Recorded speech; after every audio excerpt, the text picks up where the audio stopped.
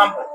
आपने देखा होगा, आप किसी भी सरकारी डिपार्टमेंट में चले जाइए, वहां बिना रिश्वत दिए आप एक ढेले का काम नहीं करा सकते।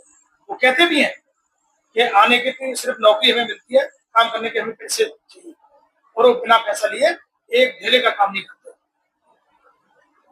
साथियों, जितने व्यवस्थाओं को चलाने के लिए सरकारें बनाई जाती है, इस बीजेपी सरकार ने 2014 से आकर और उत्तर प्रदेश में 2017 से आकर जो लूट का तांडव मचा रखा है, वो रुकना चाहिए।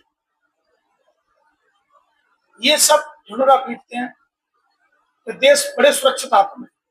अगर सुरक्षित हाथों में है तो पुलवामा जैसे हमले कैसे हो जाते हैं? अगर सुरक्षित हाथों में है तो पहलगांव जैसे हमले कैसे हो जाते हैं? अगर सुरक्षित हाथों में है तो बताइए, अनंतनाग, पम्पोर, चाइना की तरफ से हमले कैसे हो जाते हैं? कैसे पाकिस्तान के आतंकवादी हमारे हिंदुस्तान में चले आते हैं? इसका मतलब ये है कि या तो ये जानबूझकर कोई न कोई करा रहा है, या इनसे देश संभल नहीं रहा है। मैं तो कहना चाहूंगा, अगर देश आपसे नहीं संभल रहा है तो बिल्कुल आप गद्दी छोड़िए और आने दीजिए किसी और को जो देश को वास्तविक संभाल पाए। भाई बहनों, इस सरकार ने जब इस दिल्ली की गद्दी पर कदम रखा तो कहा गया था कि हम 2 करोड़ रोजगार हर साल देंगे। आज 11 साल से ज्यादा हो गए, कहां गए वो 22 करोड़ रोजगार? उन्होंने कहा था किसान की आय हम दुगनी करेंगे। क्या किसान की आय दुगनी हुई आज तक?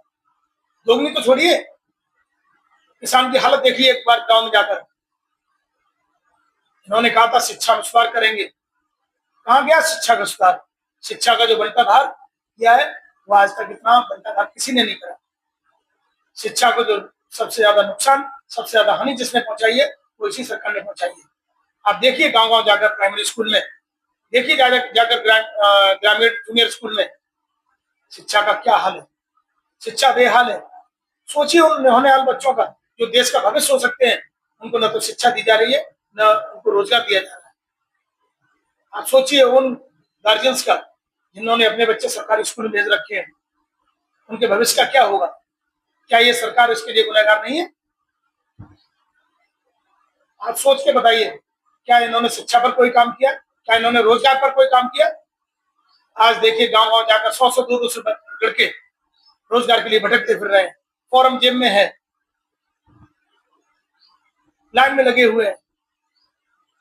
लेकिन अगर पहले तो भर्ती निकलती नहीं है, और अगर निकल भी आए तो कैंसिल हो जाती है, और कैंसिल भी ना हो तो पेपर लीक हो जाता है, और पेपर लीक भी ना हो तो कोर्ट में चले जाते हैं।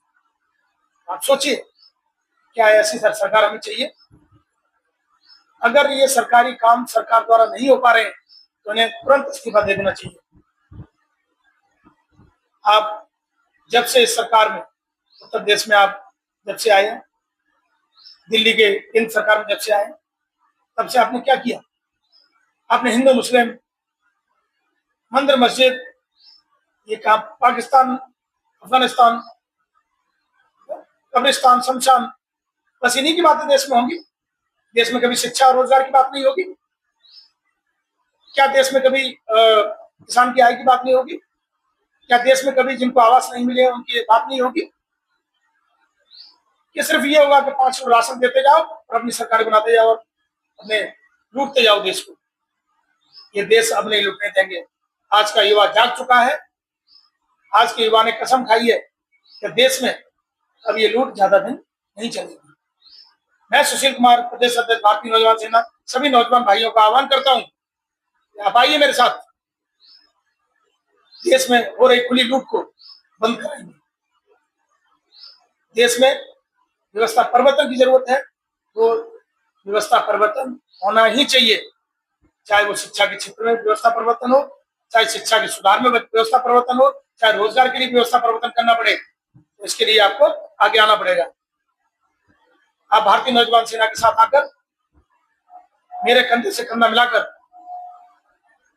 आज जब तक नहीं चलेंगे तब तक ये नहीं होगा।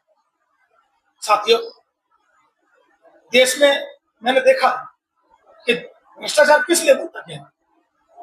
पहले इलेक्शंस में, चुनाव में कोई नेता किसी को 1000 रुपए या 500 रुपए देते हुए पकड़ा जाता था, उसको जेल हो जाती थी। आज आज देखिए 75 लाख माता बहनों को बिहार में उनके खाते में पैसा डाला जा रहा है, क्योंकि वहां पर इलेक्शन है।